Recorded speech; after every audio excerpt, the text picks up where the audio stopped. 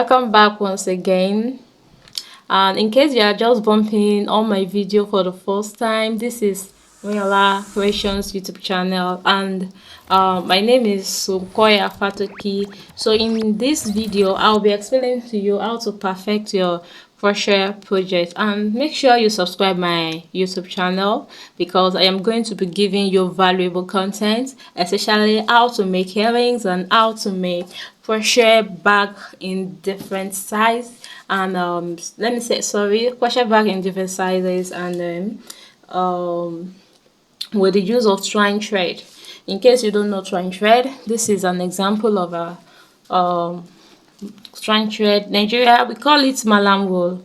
Yeah, we call it malam wool. So I do use twine thread to make crochet earrings, and I use them to make bags as well. So subscribe my channel so that you won't be missing any of these any of my tutorial and my vlog content. So now let's go into the business we have for today. So what I'm going to be explaining to you, as I said earlier, is how to perfect your crochet project. How do you intend to make your project stand out? How do you want it to be nice looking? Some of our early beginner, when they start crocheting, there are something that they mix, like when they are crochet at the long run of their crochet of their stitch, they omit a hole when it is not necessary.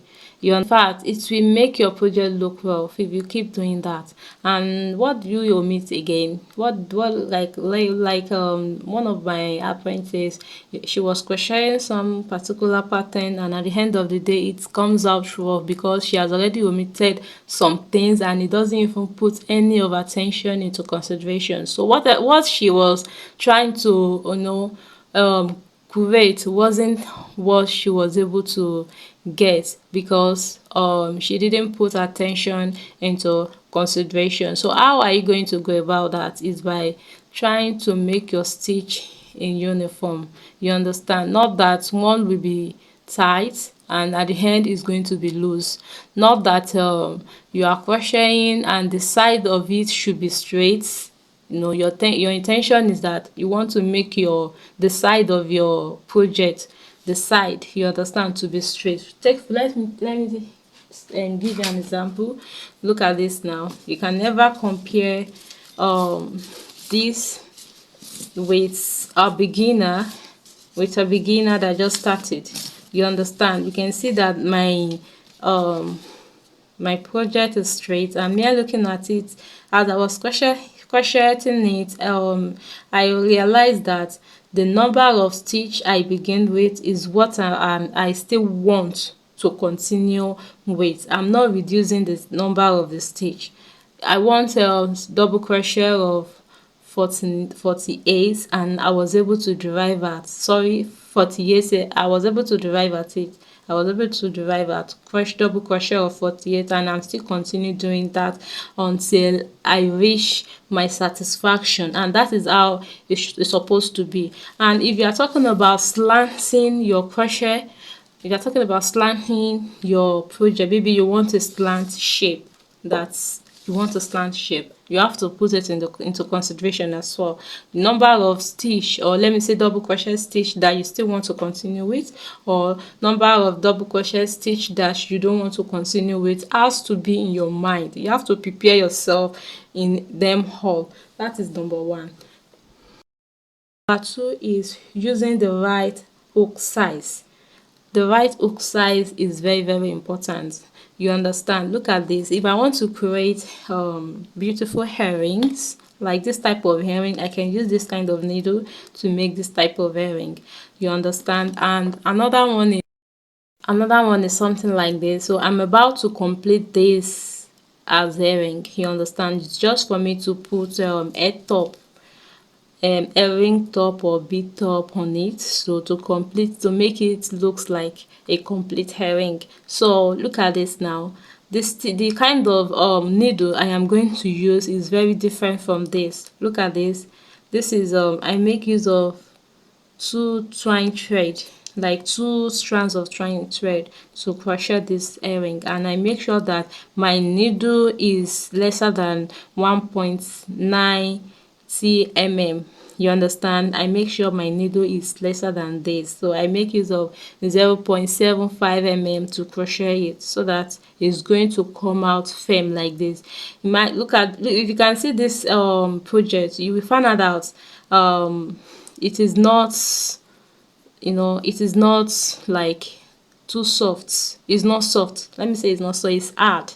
I don't use starch to make it stick like this, you understand? So if you want your project to be thick, you should know the kind of yarn you use. If you want your project to be soft, or not, or to be loose, to lose a little bit or more than what I'm talking about, you should be able to consider the kind of hook you want to use. So that is how to determine your hook size. And if you cannot if you don't understand some of the yarn, maybe you are not intended to use twine thread, maybe you want another kind of yarn to crochet your project, what you will do is just buy whatever yarn you want to use and check the kind of, in fact there are some yarn that indicate the size of hook you can use for the yarns you bought from them. So they will write it on their label. You understand? You can decide the kind of hook size through the label. So another one is when you are copying a pattern, and maybe you are watching a particular video about a pattern, so you will see that most of the crocheters always talk about the size of hook they use for each of their pattern and the size of yarn they make use, so they will explain them in details. That is number 2. 3 is count your stitch. You need to be counting your stitch whenever you start or whenever or during the project you are making. You understand? Make sure that whatever part, just be consistent in the tension, in your intention. You understand? And make sure that you are counting your stitch. You understand? So that you will know where the mistake lies. You will easily catch your mistake. You understand? So try to count your stitch whenever you are completing a row, so that you don't be too lazy to lose and correct the mistake, so that your project will come out nice. It's going to come out perfect. You understand? So that is that. Is you learning to read crochet pattern. You have to learn how to familiarize yourself with crochet pattern. You have to familiarize yourself with how to read crochet patterns, like when we talk about abbreviations and symbols. So like what you're seeing now, this abbreviation and symbols is like when you want to make a particular design that you are not conversant about, and you're like browsing it out and checking how to make use of the pattern. You will realize that some pattern they come with symbols. So symbols like this is double crochet, this is single crochet, this is and what is it called, chain, this is loop, this is, you understand, all the symbols, you need to understand them. That is that. And another one is abbreviations, like single crochet, which is CSC, double crochet, which is DC, half double crochet, which is ADC, and so on and so forth. You have to familiarize yourself with all these patterns. You understand? With all this pattern, it's going to help you a lot to understand the kind of project you want to work on, and that makes your project perfect if you can put them into consideration. Last one but not the least, which is number 5, is you need to be adventurous. You understand? So to determine the kind of yarn you are going to be using for your project, you need to look for different types of yarns.